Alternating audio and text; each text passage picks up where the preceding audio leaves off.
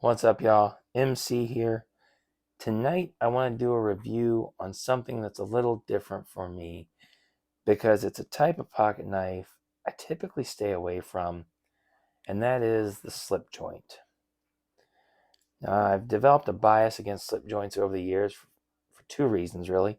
One of them is my fault in that I just wasn't an educated buyer. I didn't understand different materials and how to look for a quality pocket knife. I just spent $6 on a knife and expected it to be good. And that's 100% on me, of course. The other thing is not really my fault, though, and that's because in the slip joint category of pocket knives, there's so little creativity out there. I feel like very few people are trying anything different or unique, and usually you can just lay 20 of these on a table, and not one of them will stand out to me and grab my attention. And that's just another thing. I just don't usually see many that interest me. But I did see this from Rosecraft Blades. I've looked at it for a little bit, and I'm going to share with you what I think now that I've actually bought the knife. This is the Clinch Swayback. Now I'll go over the materials real quick, and then we'll open it and look at that beautiful blade. These are bourbon bone handles, and they are nice and smooth, but they do have a little bit of grip, so I think it'll give you a nice handle material that'll be both comfortable and give you enough grip to feel comfortable using the knife. These are nickel silver pins right here and a nickel silver badge. These are brushed steel liners, or I'm sorry, bolsters. And one way you can always tell a good pocket knife is this back spine. There are no gaps, it is flush, and that is a sign of really good craftsmanship. Like in my camera, you can barely even see the lines. So that tells me right there they cared about the finished product.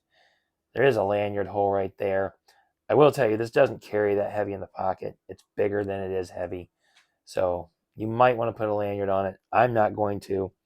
But if you do, do the knife justice. A knife this nice deserves a lanyard just as nice, I think. So you're saying, shut up, MC, and show me that blade. Look at that thing right there. The blade is D2 steel.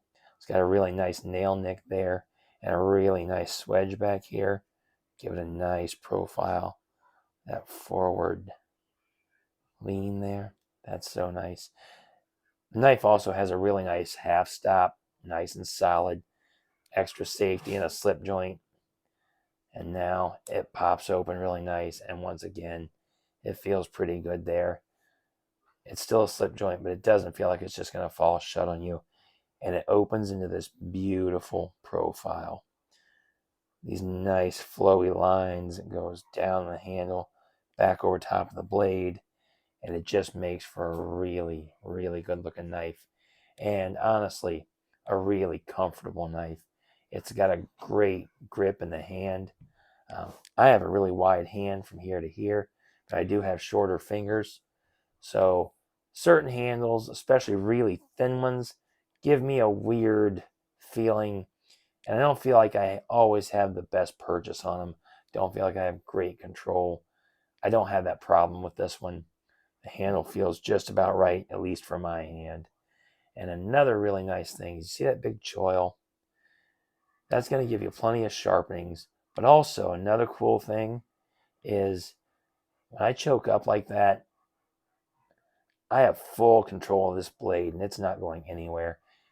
At that point, I don't have to worry so much about it being a slip joint or not having a lock on it, because I almost have a mini fixed blade at this point because I really just have total control.